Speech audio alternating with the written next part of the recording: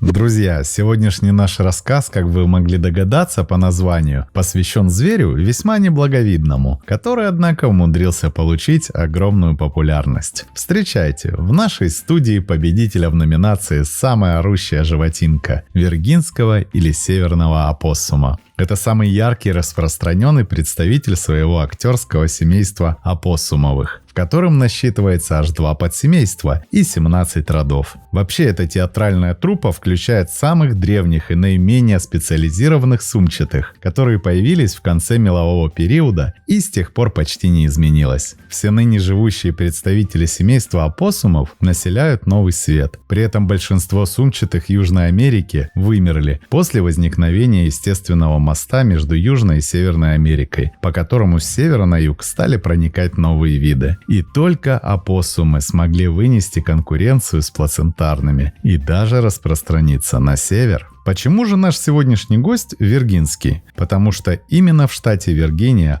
он же Вирджиния, был найден и описан первый образец северного опоссума. И сейчас вы поймете, почему я так говорю об этих, вроде бы смешных опоссумах из всеми известного американского мультфильма «Ледниковый период». Во-первых, ни в коем случае не путайте нашего гостя с поссумами. Это 2 абсолютно разных рода. Хотя отличие всего-то в отсутствии буквы «О». Да, вроде бы оба сумчатые. Да, оба с претензией на милую мордашку. Но поссумы относятся к семейству кускусовых, тогда как опоссумы принадлежат к семейству имени себя. Более того, поссумы, как и все нормальные сумчатые, проживают на территории Австралии, Новой Зеландии и Тасмании. А наша громкая животинка по имени опоссум обосновалась в Северной Америке. Так чем же примечателен этот талантище? Начнем с того, что предки опоссумов появились аж 66 миллионов лет назад. То есть прапрапрадеды этих сумчатых застали не только демоверсию человека, но и динозавров. Это делает опоссумов одними из самых древних млекопитающих планеты. Из-за этого, к слову, по сравнению с другими млекопитающими, наши гости, откровенно говоря, чуточку глуповаты. Но в таком случае, что же позволило зверю пережить 2 массовых вымирания, спросите вы? Ответ – идеальная приспособляемость. Этот зверь ест все, что попадется на его зуб. От свежего мяса до помоев двуногих. Виргинский опоссум всеяден. Живет опоссум тоже везде, от лесов до равнин. Главное только одно – наличие источника воды. Вторая причина подобной выживаемости – это плодовитость, ибо размножаются сумчатые как принтер. За один раз появляется до 25 малышей. Именно таким образом эта животинка, изначально не пересекавшая границ Южной Америки, по примеру мексиканских соседей, очень шустро заселила северную часть континента, ведь им никакая стена не помеха. К тому же северный опоссум обладает выдающейся способностью к иммунитету против яда змей и устойчивостью ко многим вирусам и бактериям, включая бешенство. У него очень низкий уровень заболеваемости этим опасным заболеванием, что делает его по-своему уникальным. Помимо всего прочего, эти смешарики – великолепные актеры. Жизненная кредо опоссума знакома каждому из нас. При любой опасности просто ляг и притворись мертвым, авось пронесет. Для пущей убедительности несчастный, еще не подбитый, зверь пускает пену изо рта, начинает вонять и имитировать предсмертные муки. От такого представления в шоке пребывают даже крупные хищники. Поэтому большинство адекватных мясоедов обходят такую дичь стороной, что, несомненно, тоже на лапу нашему сумчатому актеришке.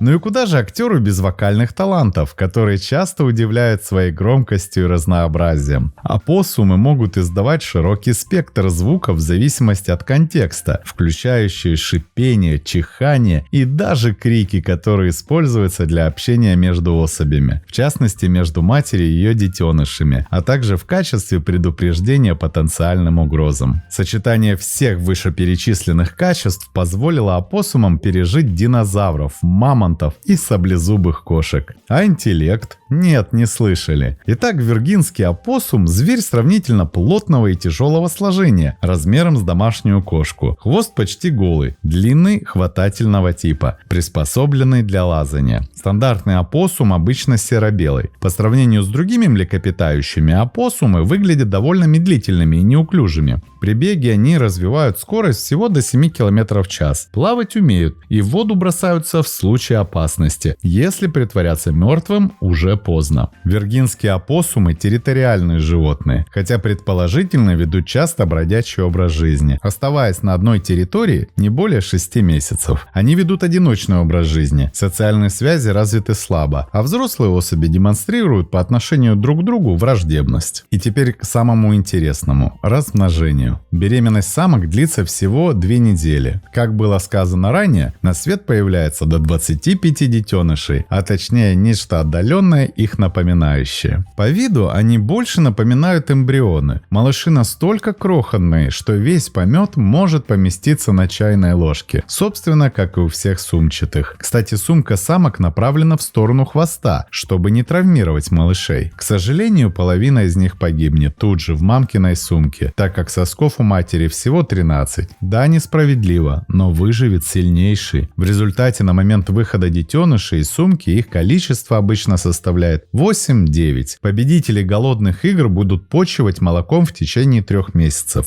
Примерно столько же самочка катает отпрысков на своей шее, в самом прямом и смыслов этого слова. За это время ребятня превращается в мини-копию родительницы, а заделать собственных спиногрызов животинки актеры способны уже в 8 месяцев. В целом, в естественных условиях продолжительность жизни виргинского опоссума редко превышает 1,5 года. В неволе же они могут прожить более 7 лет. Естественными врагами опоссумов являются лисицы, рыжие рыси, койоты, крупные совы и другие хищные птицы.